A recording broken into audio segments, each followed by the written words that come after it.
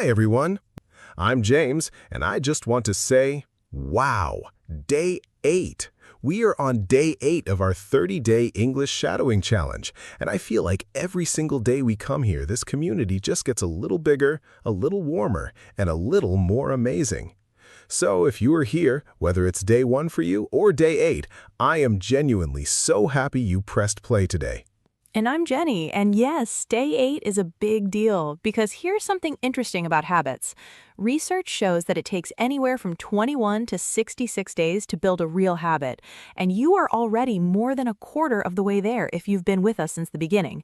Your brain is literally starting to rewire itself right now just by showing up consistently. So keep going, please keep going. That is such a cool fact, Jenny. Your brain is rewiring itself. I love that. It sounds very dramatic and also very motivating, like something out of a superhero movie. Day 8, the transformation begins. Haha. Something like that. And before we get into today's episode, which I am genuinely excited about, if you haven't subscribed yet, please do that right now. Just hit that subscribe button, tap the bell icon for notifications, and you'll never miss a single day of this challenge. If you're on a podcast platform, follow the show and leave us a review. It takes about 30 seconds and it helps us reach so many more learners around the world. We really appreciate every single one of you. Yes, please subscribe. It's free, it takes 2 seconds, and it means the world to us. Okay, Jenny, what are we talking about today? Today's topic is weather.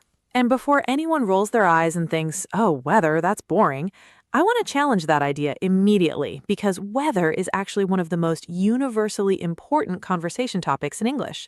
It might even be the #1 small talk topic in English-speaking cultures. Especially in places like the UK, where talking about the weather is practically a national sport. It really is. I have a British friend, and I swear, every single time we talk, within the first 30 seconds, the weather comes up. Every single time. Oh, it's been so gray lately. Did you see the rain yesterday? Apparently it's going to be warm this weekend. Can you believe it? It never ends. And there's actually a reason for that. Weather talk is what linguists call phatic communication, meaning it's not really about sharing information, it's about connection. When you say, nice weather today, isn't it, to someone, you're not actually discussing meteorology. You're saying, hey, I acknowledge you. I'm friendly. Let's be comfortable around each other. Okay, that is fascinating. So when you talk about the weather in English, you're basically doing a little social ritual. You're saying, I'm safe, I'm friendly, let's chat. That completely changes how I think about it. Exactly, and that is why weather vocabulary is so important for English learners. It's not just about knowing the word for rain, it's about knowing how to start a conversation, how to connect with people, how to break the ice. And today, we're going to teach you exactly how to do that. Let's go. Okay, warm-up time. Jenny and I are going to talk about weather from our own lives, just naturally, and you can listen and start getting comfortable with the topic. Jenny, what is your relationship with weather? Like, do you have a favorite type of weather? That is a great question. Honestly, I love rainy days. I know that sounds a little gloomy, but there is something about a rainy afternoon where you're inside, warm, with a hot drink and a good book. It just feels like the perfect conditions for being a human being. I feel productive on rainy days. I feel focused. See, that is so funny to me, because I'm the complete opposite. A rainy day makes me want to do absolutely nothing. I just look out the window and feel like the whole world has hit pause, and I think, well, there's no point going outside, so I might as well sit here and do nothing. That is not very productive, James. I know.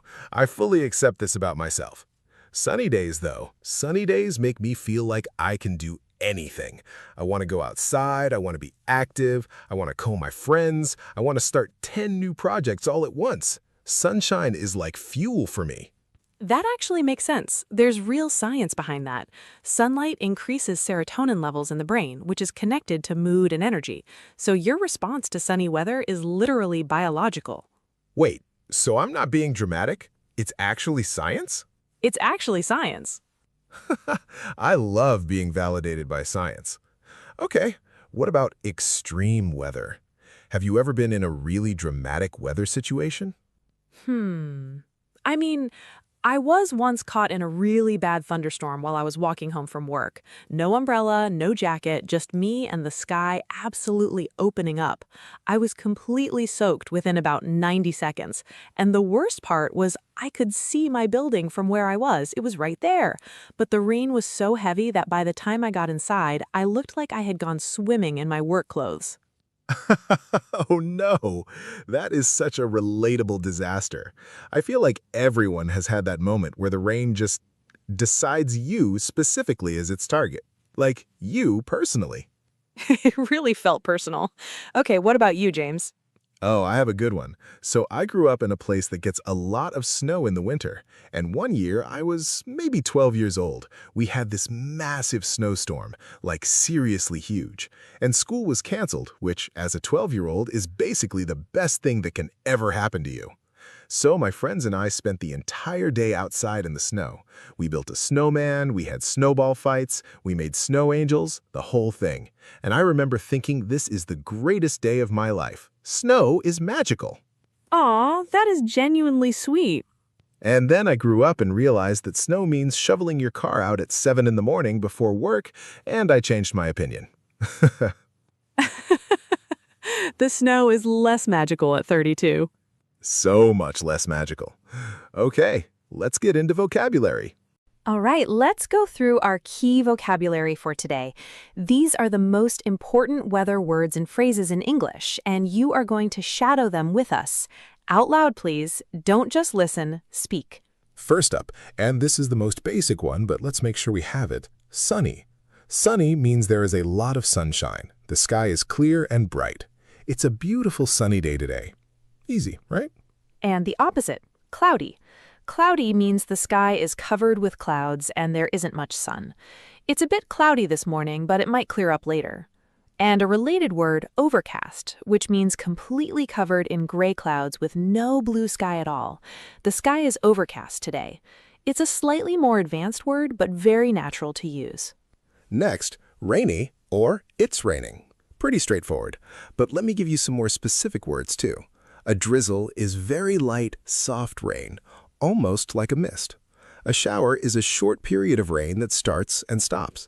And a downpour is very heavy rain, like Jenny's story from earlier. Exactly, that was a downpour. Okay, windy. Windy means there is a lot of wind. It's really windy today. Hold on to your hat. And if the wind is very strong and dangerous, we call it a storm. A storm usually involves strong wind, rain, and sometimes thunder and lightning. Speaking of thunder and lightning, a thunderstorm is when you have heavy rain, loud thunder, that big booming sound, and lightning, which is the bright flash of light in the sky.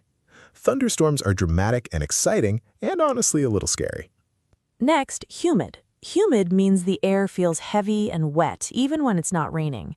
Humid weather is common in tropical countries. It can feel very uncomfortable because the air just feels thick, sticky, like the atmosphere is sweating. Like the atmosphere is sweating. That is an incredible description and also very accurate. And the opposite of humid is dry. Dry weather means very little moisture in the air. Deserts are dry. Some people prefer dry heat over humid heat because even though the temperature might be the same, dry heat feels less suffocating. And our last vocabulary set for this section, temperature words. Hot, very high temperature. Warm, pleasantly high temperature, comfortable. Cool, a little cold but not unpleasant. Cold, low temperature, you need a jacket. Freezing, extremely cold, possibly below zero. And a really natural phrase, it's chilly. Chilly means it's a bit cold, not freezing, just cool enough that you feel it. Bring a jacket, it's a bit chilly out there. Very common, very natural. Okay, shadow time. Repeat every phrase after us. Out loud, here we go. It's a beautiful sunny day. It's a beautiful sunny day. The sky is really overcast today. The sky is really overcast today. It started as a drizzle, but now it's a full downpour. It started as a drizzle, but now it's a full downpour. It's so humid outside, I can barely breathe. It's so humid outside, I can barely breathe. Bundle up, it's absolutely freezing out there. Bundle up, it's absolutely freezing out there. Bring a jacket, it's a bit chilly this morning. Bring a jacket. It's a bit chilly this morning. Wonderful. How did that feel? Those are all phrases you will hear in real conversations, in movies and TV shows, and if you ever visit an English-speaking country, constantly in everyday life. Okay, time for the dialogues. Today we have 4 conversations, all about weather. 2 of them are short small talk conversations, the kind you have with strangers or coworkers. 2 of them are longer conversations between friends. Remember, listen the first time, then shadow on the second time. Pick your speaker and go for it. And really commit to it. Copy everything, the rhythm, the pauses, the emotion, the little O or sounds. Those sounds are a huge part of natural English. Let's start with dialogue 1. Oh, good morning. Nice to see you. Can you believe this weather today? It's absolutely gorgeous out here. I know, I wasn't expecting it to be this nice, honestly. The forecast said it would be cloudy all week. The forecast is always wrong, isn't it? Every time I check it, I get the complete opposite of what it says. It really is unreliable sometimes. But I'm not complaining today. I'll take this sunshine. Me too. I'm actually thinking about going for a walk this afternoon and making the most of it before it changes. That sounds lovely. Enjoy it while it lasts. Apparently rain is coming back by the weekend. Of course it is. Well, have a great morning. You too. Enjoy that walk. Okay, I love that dialogue because it is such a perfect example of weather as small talk. Notice how neither James nor Jenny is saying anything super deep or important, but the conversation is warm, friendly, and real. They connected. That is the whole point. And I want to highlight the phrase, enjoy it while it lasts. This is a really common English expression, and it works in so many situations, not just weather. It means enjoy this good thing now because it might not stay. Enjoy the sunshine while it lasts. Enjoy the quiet while it lasts. Very versatile. Great phrase. Okay, dialogue 3. This one is 2 friends making plans, and the weather is kind of ruining everything. Very relatable. Hey, so I just looked outside and it is absolutely pouring with rain. How do I put this? It looks like the sky is just completely falling apart out there. I know. I was so looking forward to going to the market today as well. I had it all planned. I was going to go early, get some fresh vegetables, maybe walk around a bit. And now it's just gone. The whole plan. Gone. Replaced by a wall of water. Should we just reschedule for next weekend? I mean, we could, or we could not let the weather beat us. We could bring big umbrellas and just go anyway. A little rain never hurt anyone. Jenny, it is not a little rain. I just told you the sky is falling apart. You're so dramatic. Okay. What if we do something inside instead? There's that new cafe near the market. We could go there, have a warm drink, and maybe walk around the market quickly after if the rain slows down. Okay, now that sounds like a plan. If there is a warm cafe involved, I can face almost anything. Even apocalyptic rain. Apocalyptic rain? You know, for someone who claims to love sunny weather, you have very dramatic language for rain. It brings out the poet in me. Okay, what time should we meet? How about 11? That gives me time to finish a few things at home, and hopefully the rain will have slowed down a little by then. 11 works perfectly. See you there, and yes, I will bring an umbrella this time. Please do. I don't want a repeat of last time. We agreed we would never speak of last time. Okay, that dialogue was so fun to write because it feels like a real friendship, right? They disagree a little, they joke, they problem solve together, and weather was the reason the whole conversation happened. This is exactly how weather works in real life. It changes your plans, and then you have to talk about it and figure out what to do.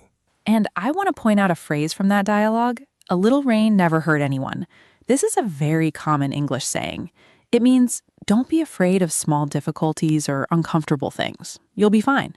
And you can adapt it. A little hard work never hurt anyone. A little cold air never hurt anyone. Very useful. I also love let the weather beat us. To beat someone usually means to defeat them, like in a competition. But here it's used to mean don't let the weather win. Don't let it control your plans. It's a very natural, casual expression. I'm not going to let a bit of rain beat me. Very motivating. Actually, that applies to English learning too. Oh, that's a good connection. Don't let the difficulty beat you. Keep going. See? Weather vocabulary teaches life lessons. Okay, dialogue 4, last one, and it's a beautiful one. Two friends talking about their favorite seasons. Can I ask you something? And I want a real answer, not just whatever sounds nice. What is actually your favorite season, and why? Ooh, okay. Real answer. Autumn, without question. And I don't think I've always known this, but the older I get, the more I feel it. Autumn. Interesting. Why autumn specifically? I mean, how do I put this? Everything just feels more beautiful and more alive in autumn, even though things are technically dying. The leaves go red and orange and yellow, the air gets that cool, crisp feeling, everything smells like wood and rain and earth, and the afternoon light in autumn is just something else entirely. That is genuinely poetic, James. I was not expecting that. I told you I had moments. What about you? Honestly, spring. Completely spring. Because there is nothing in the world like the feeling of winter ending. You've been cold and gray for months, and then one day you step outside and the air is warm and soft, and flowers are starting to appear, and the birds are loud and busy, and the whole world feels like it just took a deep breath and decided to live again. Okay, now who's being poetic? Apparently, we both have feelings about the seasons. Do you ever feel sad when your favorite season ends? A little bit, honestly. There's actually a word for that. In Japanese, there's this concept called mono no aware, which roughly means the bittersweet feeling of things being beautiful precisely because they don't last. And I think that applies so perfectly to seasons. Autumn is beautiful partly because you know it will end. Spring is wonderful partly because it follows something hard. Okay, that just stopped me completely. That is one of the most beautiful ideas I have ever heard. Beautiful precisely because they don't last. I feel like that applies to so much more than seasons. It really does. But that's a conversation for another day. To be continued. That last dialogue was a little more emotional and philosophical, and I love that we went there because these kinds of conversations happen in English, too. Not every weather conversation is small talk. Sometimes it leads somewhere meaningful. Right, and I think this is something to remember as you keep practicing. English conversations can go anywhere. They can start with, "Oh, nice weather today," and end up somewhere deep and beautiful. And the more vocabulary and confidence you have, the more you can follow those conversations wherever they go. Okay, fun fact time. Jenny, what do you got? Okay, so here's one I love. The English language has so many words for rain, more than almost any other language. You've got drizzle, sprinkle, shower, downpour, deluge, torrent, mist. And some people think this is because of the UK's famously wet climate. The language evolved to describe rain in incredibly precise detail because it rained so much that you needed different words for different kinds of rain. That is both funny and completely makes sense. When it rains for 11 months of the year, you need vocabulary to cope. And here's another one. Did you know that the word hurricane comes from Huracan, which was the name of the Mayan god of wind and storms? So every time someone says there's a hurricane coming, they're unknowingly invoking an ancient Mayan deity. That is wild. English really does pull from everywhere, doesn't it? Arabic for coffee, Mayan for hurricanes, Japanese concepts about seasons. The English language is like a giant collection of borrowed treasures. That's a beautiful way to put it. And it means that as an English learner, you are also connecting with all of those cultures and histories every time you speak.